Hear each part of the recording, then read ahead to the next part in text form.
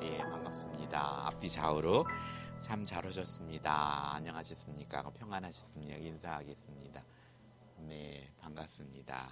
예, 벌써 2월 둘째 주입니다. 이제 날씨가 조금 따뜻해진 것 같아서 섣불리 봄이 벌써 오려나 하는 생각이 들 정도로 포근해졌습니다.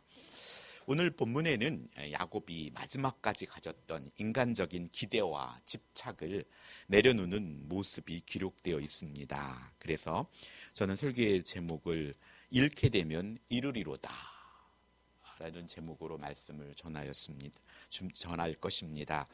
이렇게 인간적인 기대와 집착들은 각 사람마다 다르지만 무엇인가 하나 붙들고 있는 것들이 있습니다. 오늘 이것을 전적으로 하나님께 의탁할 때 이전에 누릴 수 없었던 평안과 또 자유와 풍성함을 누릴 수 있게 됩니다. 오늘 하나님은 리브가의 태 속에서 에서와 야곱 중에서 야곱을 선택하셨습니다.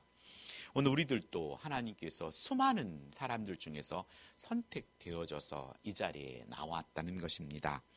하여서 또 그랬지만 아버지를 또 어머니와 함께 속이고 장자의 축복을 받고 또 형 에서가 죽이려는 마음을 갖자 이제 형 에서를 피해서 도망가는 신세가 되었고 외삼촌 집에서 아내 4명과 자녀 12를 데리고 집으로 돌아옵니다.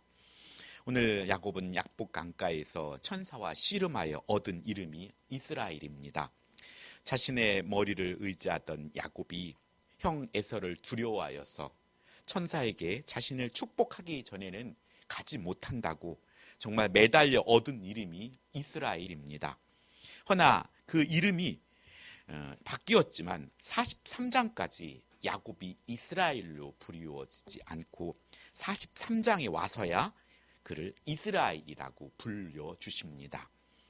그렇게 본다면 우리도 하나님의 자녀이지만 성숙한 자녀로 불려지는 데는 야곱이 시간이 걸렸듯이 우리들도 시간이 걸리지만 반드시 하나님께서는 우리를 그렇게 이루어 가신다는 사실입니다. 야곱은 어머니 리브가의 말을 듣고 아버지로부터 축복을 속여서 받습니다. 그만큼 그는 어머니의 말을 의지했고 신뢰하였습니다. 속여 축복은 받았지만 그는 어머니를 떠나야 했습니다. 사랑하는 어머니를 떠나고 가족의 품을 떠난다는 것은 그 시족 사회에 있어서 우리처럼 이렇게 교통이 편리한 그런 시대가 아니었기 때문에 외로운 길이었을 것입니다. 혼자가 되었고 혼자가 되었을 쯤 생각했을 때 하나님께서는 베델의 사닥다리 꿈을 통해서 함께 하시는 하나님을 알게 하십니다. 그럼에도 야곱은 삼촌 라반 집에서 사랑하는 라헬에게 집착합니다. 집착할 때만큼은 그가 같이 일을 하면서도 어떻게 시간이 빨리 갔는지 라헬과 있는 시간들에 대해 너무 행복해합니다. 하지만 설상가상으로 야곱은 사랑하던 라헬이 요셉을 출산하고 베냐민을 출산할 때 죽고 맙니다. 그래서 사랑하던 어머니와 이별하고 아내를 잃고 야곱은 요셉에게 집착합니다. 그의 자녀들로 하여금 요셉으로 인하여 질투하게 하여 자신의 이름처럼 속이던 자가 자녀들로부터 속임을 당하고 요셉은 애굽의 노예로 팔리고 짐승에게 잡혀 먹혔다고 거짓 속에 속아서 아픈 세월을 보내게 됩니다. 야곱은 요셉을 잃어버렸을 때 깊이 생각해야 했습니다. 계속 집착하는 것들이 그의 삶 속에 없어진다는 것을 알았고 그리고 그것들이 왜 그런가 그는 하나님께 물어야 했지만 그런 신앙까지 성장하지 못했습니다.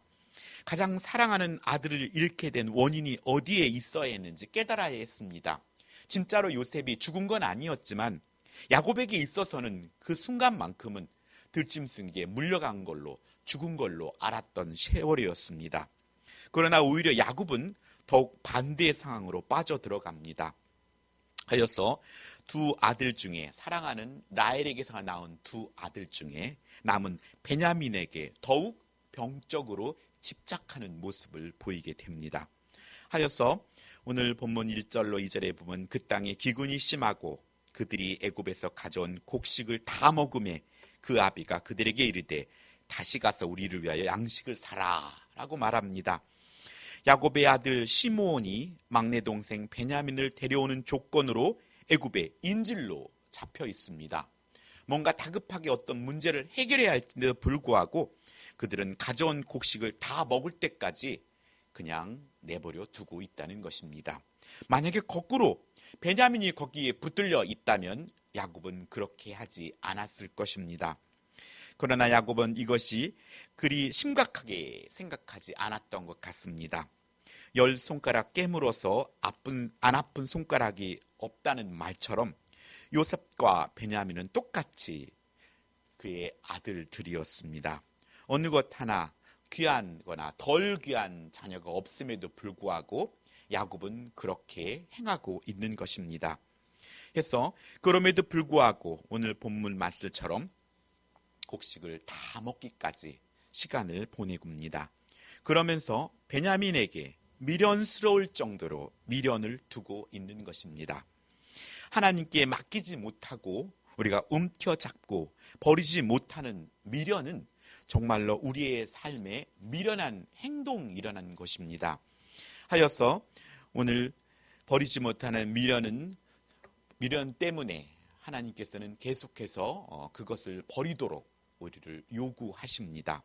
그것은 하나님께서 우리의 것을 빼앗고자 하는 것이 아니라 하나님의 형상을 회복하고 하나님의 피조물과 모든 물질과 시간들을 관리하는 그런 리더로서의 역할을 감당하기 위함입니다. 이런 상처투성인 현재의 야곱을 향해 하나님은 이스라엘이라 먼저 불러주셨다는 것입니다. 우리의 현실은 연약하지만 하나님은 예수님을 믿음으로 우리를 먼저 자녀 삼아 주신 것, 그것이 은혜입니다. 자녀 다 와서 자녀를 삼은 것이 아니라 먼저 자녀를 삼아 놓고 이제 우리를 자녀 다음으로 연단하며 훈련한다는 사실입니다. 이런 상처투성이인 야곱을 이제 자녀들은 설득해야 했습니다. 그렇지 않으면 야곱의 일가의 위치에서 보면 위기였습니다. 그런데 요셉의 위치에서 보면 형들이 동생을 데려오는 시간이 자신의 생각한 시간보다 지체되었더라면 아마 요셉은 다른 방법을 통해서도 도우려 했을 것입니다. 왜냐하면 사랑하는 아버지요 사랑하는 형들이고 조카들이며 가족이었기 때문입니다. 하여서 이렇듯 우리가 처해진 상황이 위기 같지만 하나님 아버지는 우리 모두를 알고 계시다는 것, 그것이 우리에게는 평안이며 위로인 것입니다. 우리는 죽을 것 같고 힘들 것 같은데 하나님은 이 모든 것을 일거수일투족을 알고 계시고 정말로 우리가 급한 위기의 상황일 때는 예수님께서 바다를 건너 물 위를 걸어서 급히 달려오셨던 것처럼 우리를 향해 오신다는 사실을 믿으셔야 합니다. 가정의 위기를 통감한 유다가 아버지를 설득하게 됩니다. 장자 르우벤이 42장 37절에 자신이 시므온을 데려오지 못하면 자신의 두 아들을 죽이라고 설득하지만 야곱은 무모한 힘이 거친 파도와 같다고 일찍이 이후에 자신은 르우벤을 평가합니다. 그의 거친 성격은 서모 비라의 통간 사건으로 장자의 명분이 상실되었기 때문에 르우벤의 말은 설득력을 잃습니다. 이렇듯 신뢰를 얻는 것은 어려우나 한순간에 신뢰를 잃을 수 있음을 우리는 또한 기억해야 합니다. 둘째 시므온은 지금 인질로 잡혀 있고 일찍이 시므온과 레위는 야곱은 그를 이후에 축복할 때 난폭하고 잔인한 성품으로 둘을 묘사했습니다. 지난번 세겜에서 디나의 사건으로 그들은 신뢰를 잃었습니다. 그래서 레위는 그럼에도 불구하고 후에 레위는 광야의 금송아지 사건 때 이들을 레위 지파는 유일하게 하나님 편에 섬으로써 그런 놀랍게도 하나님께 바쳐진 이스라엘 모든 장자들을 대신하는 자들이 되었다는 것입니다. 오늘 이렇듯 우리의 삶 속에 어떠한 돌이킴과 하나님 편의 섬으로 말미암아 잃었던 신뢰를 다시 회복할 수 있는 길이 있다는 것입니다. 그래서 이제 장자권의 대상은 네 번째 아들인 유다에게 지금 있는 것입니다. 그래서 유다가 지금 나서고 있는 것입니다. 이를 보면 믿는 우리의 생활이 얼마나 중요한지 알게 됩니다. 공동체를 위해 자신에게 주어진 책임을 성실하게 감당할 때 설득력을 갖게 되는 것이고 또 하나님의 자녀의 권세를 행사하게 된다는 것입니다. 훗날 유다의 설득은 형제의 찬송이 되었고 유다는 장자의 명분을 가지고 유다 지파를 통해서 예수 그리스도가 탄생하게 되는 것입니다. 오늘 베냐민에게 집착하고 미련을 버리지 못하는 야곱을 어떻게 그는 설득한 걸까요? 야곱에게 있어 베냐민이 집착이듯이 오늘 우리 모두에게도 베냐민과 같은 존재가 있다는 것입니다. 우리의 베냐민을 버린다면 애굽에 준비된 잔치에 빨리 참여할 수 있지만 지체한다면 우리의 잔치도 미루어지게 된다는 것입니다. 유다의 설득은 가족을 위한 설득이듯이 오늘 우리가 믿지 않는 가족이거나 또 신앙생활을 하다가 시험과 여러 가지 환경으로 뒷걸음질하는 성도에게도 적용하면 좋을 것 같습니다. 오늘 유다의 설득은 첫째로 오늘 5절에 베냐민 말고는 대안이 없다고 말합니다. 베냐민이어야 된다는 것입니다. 요셉의 말에 베냐민 말고는 야곱의 가정을 살려낼 방법이 없다고 말하고 있는 것입니다. 아버지 야곱으로 하여금 현실을 직시하게 말하고 있습니다. 우리도 상대에게 삶을 살아가며 예수님 말고 다른 대안이 없는 삶을 우리는 보여줄 수 있어야 합니다. 오늘 많은 자녀들 때로는 예수님 말고 우리 부모님께 손 벌리면 빚을 어서더라도 돈을 주셔. 이렇듯 부자가 천국에 가기가 낙타가 바늘구멍 들어가기보다 어렵다고 말하는 것은 불가능하다는 얘기가 아니라 그만큼 어쩌면은 우리 부모가 하나님의 역할을 대신해 준다는 말입니다. 우리가 진실로 어렵고 힘들 때 우리나라도 60년대, 70년대 한국교회는 부흥을 하였습니다. 어렵고 힘든 상황 속에 주님을 의지하였고 배고프고 헐벗었을 때 더욱더 주님을 찾게 되었지만 도리어 이제 나라가 잘 살게 되고 여유롭고 풍요롭게 되자 교회에서는 또 좋지 않은 많은 것들이 교회를 통해 드러나게 되었고 또 역으로 안티크리스찬들이 나타나고 우리는 지금 빛과 소금과 같이 맛을 잃은 소금의 역할을 하고 있는 상황입니다. 이렇듯이 오늘 우리들의 삶 가운데 주님이 아니면 안 돼. 예수님이어야 돼. 이렇게 오늘 우리들의 삶 속에 그것을 보여줄 수 있는 삶을 살아야 합니다. 삶을 산다는 것은 짧은 시간에 보여줄 수 있는 것이 아닙니다. 우리가 긴 시간 동안 인내하면서 우리가 이것을 보여줄 수 있어야 합니다. 사온 양식으로 잠시 평안을 누릴 수는 있지만 금세 양식이 바닥난다는 것입니다. 오늘 우리들의 삶도 길어야 100년이 지나면 모두가 앞서거니 뒤서거니 하나님 나라 갈 것입니다. 우리에게 부여한 이 시간들은 소진되고 맙니다. 육신은 약해지고 이제 아름답고 또 이뻤던 외모와 모습들은 사라지고 이제 할머니, 할아버지 볼품없는 모습, 연약해진 육신으로 남게 됩니다.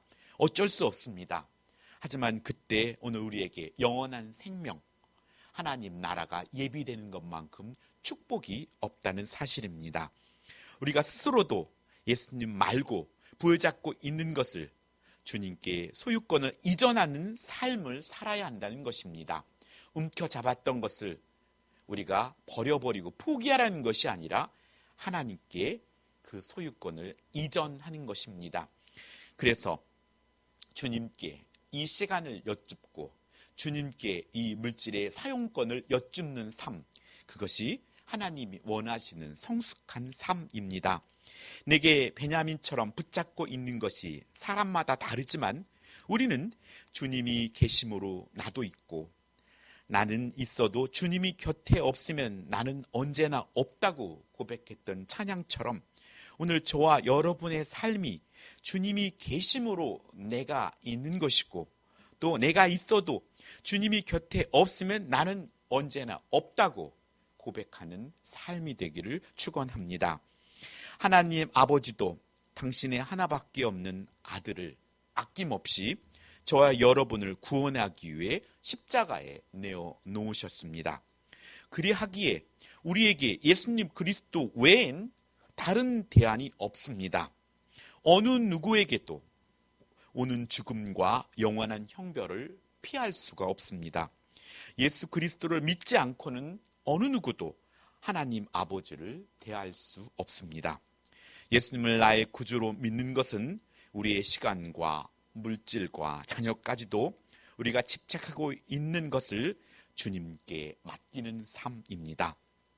내가 움켜잡는다고 내 것이 되는 것이 아니라 하나님께서 네 것이라고 주셔야 내 것이 되는 것이고, 또 이 것들을 통해서 후손들도 복을 누리게 된다는 사실을 믿으시기 바랍니다. 하나님의 우리의 것을 빼앗으려는 것이 결코 아닙니다. 진짜 내 것 되게 하시기 위해서 오늘 움켜잡고 있는 것들을 주님께서는 당신께 달라는 것입니다. 물질의 노예로 사는 것이 아니라 태초에 천지를 창조하시고 이 모든 것들을 관리하라고 말씀하셨던 그 하나님의 형상을 회복시키려는 하나님의 사랑입니다. 오늘 유다의 설득은 두 번째 8절에 아버지의 결단이 우리를 살리는 길이라고 호소하고 있는 것입니다. 아버지께서 결단해 주셔야 제가 베냐민을 데리고 갈 수 있습니다. 아버지의 결단을 그들은 예전에 기다리지 않았습니다. 자신들이 스스로 결정했고, 요셉도 미디안 상인에 팔아버렸고, 모든 삶은 그렇게 자신들이 결정했습니다. 유다마저도 그 이후에 아버지를 떠나서 이방 여인과 결혼하지 않았습니까? 하지만 이제 그들의 삶이 많이 돌이켜 돌아왔고, 이제 아버지의 결단을 구하고 있는 것입니다. 요셉의 형들은 예전에 아버지 몰래 동생을 미디안에 팔아버렸지만 그들은 이제 아버지의 결단을 기다리고 있습니다. 우리에게 주어진 자유의지를 가지고 우리가 강제가 아닌 스스로의 결단이 필요합니다. 이것이 자원함으로 드리는 예배, 자원함으로 드리는 헌금, 자원함으로 드리는 헌신이 하나님이 기뻐 받으시는 것입니다.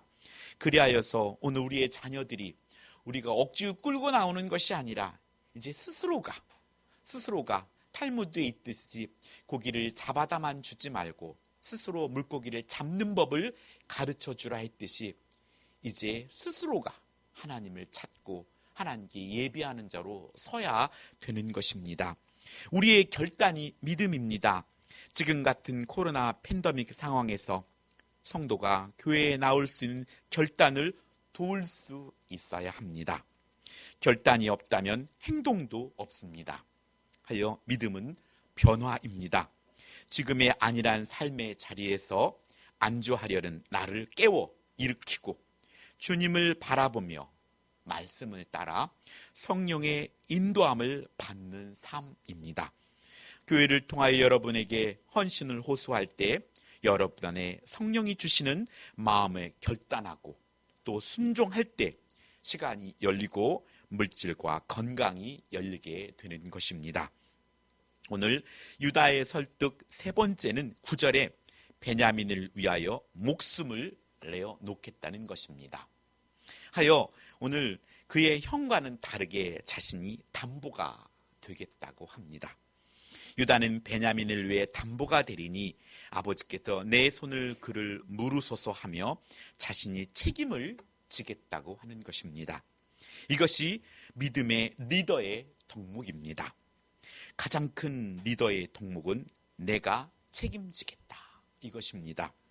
주님은 십자가를 지심으로 우리를 위하여 목숨을 주심으로 사랑을 확증하심으로 사랑의 본을 보여주셨습니다. 하나님 아버지는 내가 책임질게 하면서 자녀의 에덴의 아담과 하와의 잘못을 당신의 아들에게, 또 말씀이 육신이 되는 자신의 하나밖에 없는 아들에게 책임을 지게 하였습니다.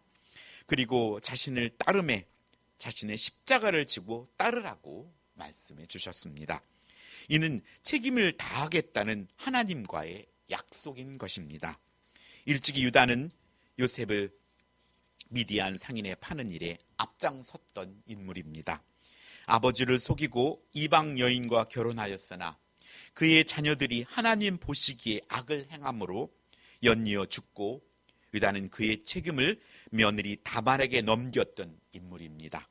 하여서 다말과의 사이에서 베레스와 세례를 잉태했을 때 그는 다말을 향해서 자신을 속이고 자녀를 잉태했던 며느리를 향해서 그는 나보다 옳도다 라며 큰 깨달음과 함께 다시 하나님께 돌아오는 행보를 보이게 됩니다.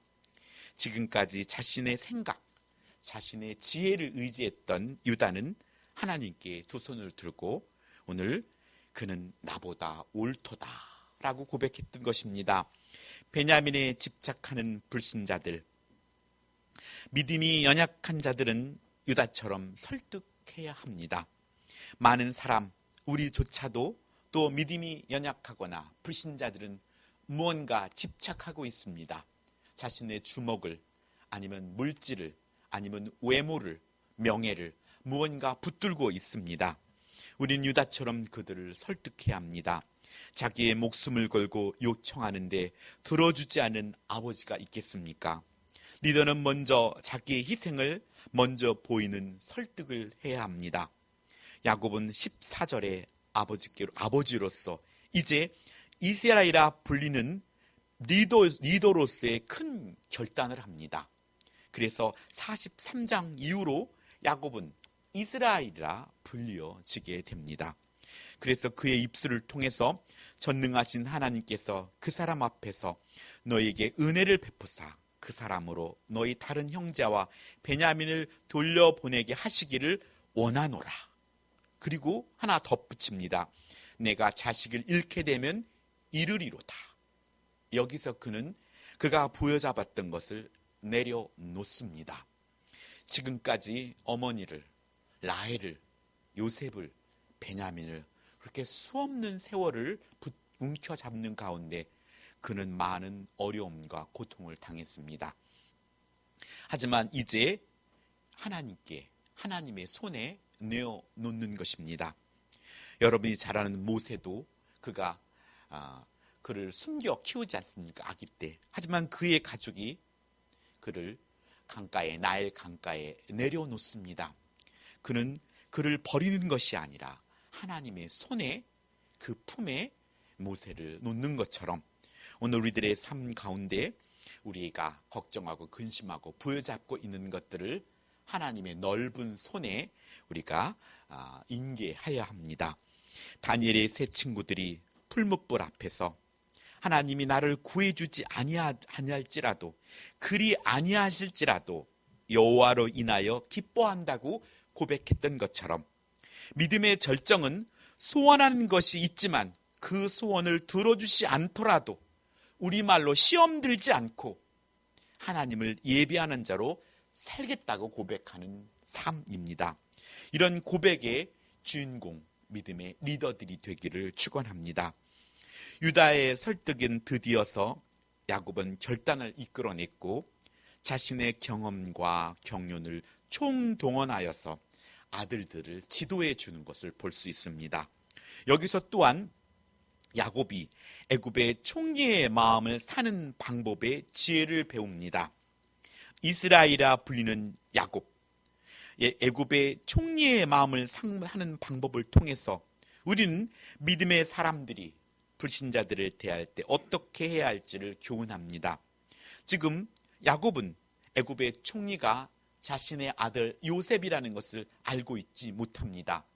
그래서 그럼에도 불구하고 오늘 이방 땅에 애굽의 총리가 된 그 총리를 설득하기 위해서 아들들에게 지금 조언을 해주고 있습니다. 그는 세 가지로 조언합니다. 첫째는 이 땅의 아름다운 소산을 그릇에 담아가지고 가서 예물을 삼으라고 말합니다. 뇌물을 주라는 말이 아니라 정성을 담아 마음을 사라는 말입니다. 오늘 우리들도 우리가 살아가면서 우리는 사랑을 표현해야 합니다. 불신자들에게도 복음을 전할 때 믿는 자와의 친교에도 선물과 섬김이 필요합니다.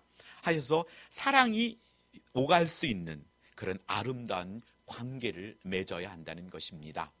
말로만이 아니라 그래서 우리가 갖고 있는 정성을 다하여서 어떤 선물을 통해서 그의 마음을 여는 지혜가 필요합니다. 두 번째는 돈을 2배로 가지고 가라고 조언합니다. 왜냐하면 지난번 것을 문제 삼아 도둑으로 물리면 대책이 없기에 미리 지난번의 값과 이번에 다시 사올 값까지 준비하라는 것입니다.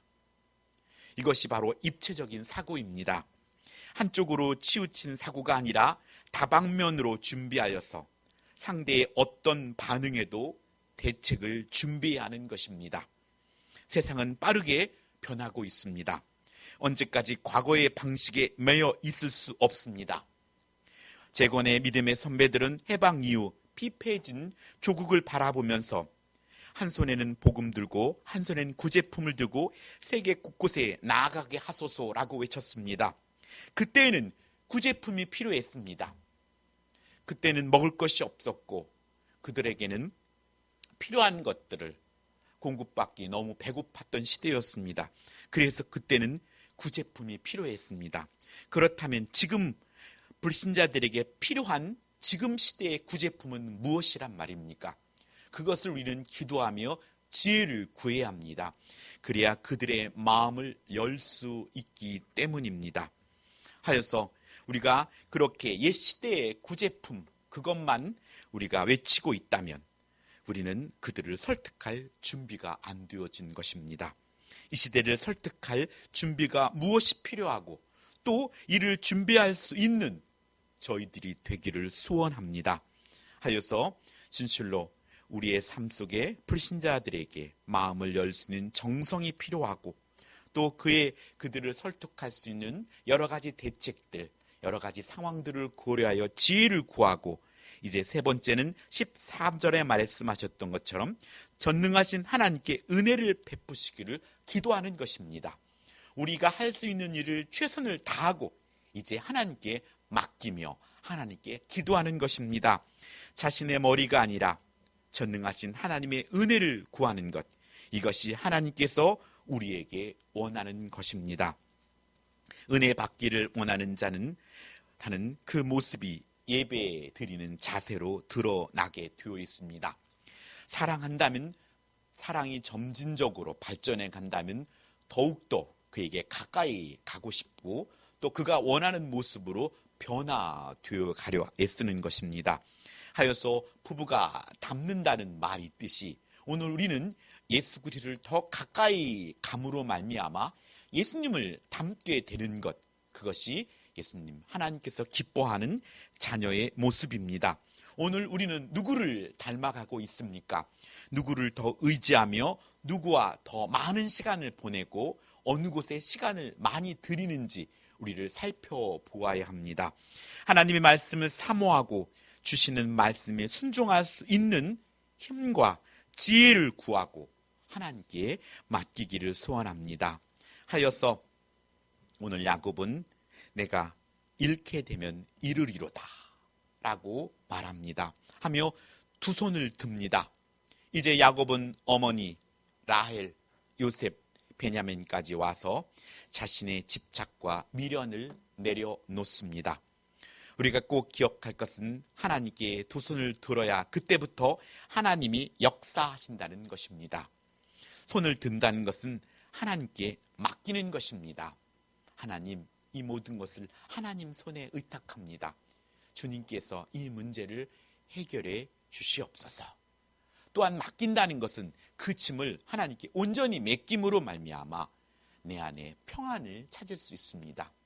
철로 역정에도 그 무거운 짐을 하나님께 맡겼다는 것, 그것이 믿음입니다. 여전히 말로는 맡겼다고 하지만 똑같은 고난을 지고 있다면 온전히 맡긴 것이 아니기 때문입니다. 진심으로 하나님이 내 짐을 져주실 것을 믿고 수고하고 무거운 짐진 자들아 다 내게로 오라, 내가 너를 쉬게 하리라 말씀해 주셨기 때문입니다. 그 말씀을 의지하고 주님께 맡기며 간구할 때, 믿음으로 간구할 때 주님은 믿음으로 기도하면 받은 줄로 알라라고 분명히 약속의 말씀을 주셨습니다. 그래서 우리는 평안할 수 있는 것입니다. 환경은 여전히 바뀌지 않았지만 그걸 믿음으로 맡겼기 때문에 이제 하나님께서 내게 가장 선한 것으로 인도해 주실 거야 라고 확신하며 나아가는 것입니다. 이렇게 하나님께 내려놓고 온전히 의탁할 때 상황은 달라집니다. 야곱이 상상도 못했던 일들이 시작되고 있는 것입니다. 어쩌면 벌써 이루어진 일들입니다. 요셉은 벌써 애굽의 총리로 앉아 있는데 지금 오늘 야곱은 걱정 근심했지만 이제 내려놓음으로 말미암아 이제 그 기쁨의 잔치에 참여할 수 있게 되었다는 것입니다. 오늘 우리가 죽어 하나님 나라의 천국에 갈 것을 믿고 있습니다. 그것이 확실히 믿어진다면 지금의 고난쯤은 아무것도 아니기 때문입니다. 그렇기 때문에 오늘 우리들의 삶 가운데 오늘 야곱의 마지막 고백처럼 내가 주님께 간구하고 내가 자식을 잃게 되면 이르리로다 라고 고백했던 그 고백이 우리의 고백이 되기를 소원합니다. 하여서 오늘 죽었다고 생각했던 요셉은 애굽의 총리가 되어 있었고 자녀들은 지난 날의 죄를 회개하고 용서함 받는 계기가 지금 되고 있는 것입니다. 그들 가정에는 여러 가지 어려움들이 있었지만 이제 최종적으로 야곱이 결단하고 나아갈 때 모든 문제들이 풀어지고 있는 것입니다. 야곱의 일가는 고센 땅에서 민족을 이루게 하셨습니다. 자녀들의 앞날에 대한 걱정을 하나님께 내려놓으시기 바랍니다. 모든 인간관계의 짐들을 하나님께 내려놓으시기 바랍니다. 다만 우리를 전능하신 하나님의 은혜를 베푸시기를 간구하길 바랍니다. 그럴 때 더욱 좋은 방법으로 더 좋은 일이 일어날 것입니다. 이 코로나 팬데믹 시대 내가 이미 죽음을 넘어서 영생을 가지고 있다면 이 정도 고난으로는 문제가 되지 않는다는 것을 우리는 믿지 않는 자들에게 보여줄 수 있어야 합니다. 똑같이 힘들어하고 똑같이 불안해하는 것이 아니라 방역은 철저히 하되 하나님 신 평안을 가지고 내가 영생을 가진 자로서 하나님께 구원받은 자로서 우리가 믿음이 연약한 자들에게 또 불신자들에게도 내가 당신들과 동일한 고통을 받게 하나님께서 하신다는 말을 담대히 하면서도 뭔가 다름을 우리가 보여줄 수 있는 우리 재건남스럽게 온 성도가 되기를 예수님의 이름으로 축복합니다. 기도하겠습니다. 하나님 아버지 감사드립니다. 오늘 하나님 말씀을 통하여서 진실로 우리들의 삶 가운데 우리가 움켜잡고 집착하였던 것들 아버지 그것을 오늘 야곱이 잃게 되면 이르리로다 라고 짤막한 그 고백이 그의 삶 속에 얼마나 많은 고난과 어려움 속에 얻어낸 해답이었습니다. 하나님 모든 것을 하나님께 의탁하고 진실로 수고하고 무거운 그 짐을 내게 내려놓으라고 내가 너희를 쉬게 하리라고 애타게 말씀하신 하나님의 음성의 위로가 우리에게 입가해 주시옵소서. 하나님 아버지 잘못된 기대와 집착을 내려놓고 진정 하나님을 온전히 의지하며 하나님께 가정과 자녀와 직장과 내일의 삶을 온전히 의탁하며 살게 하여 주옵소서. 하나님 아버지 감사드리며 우리 주 예수님의 이름으로 기도드립니다. 아멘.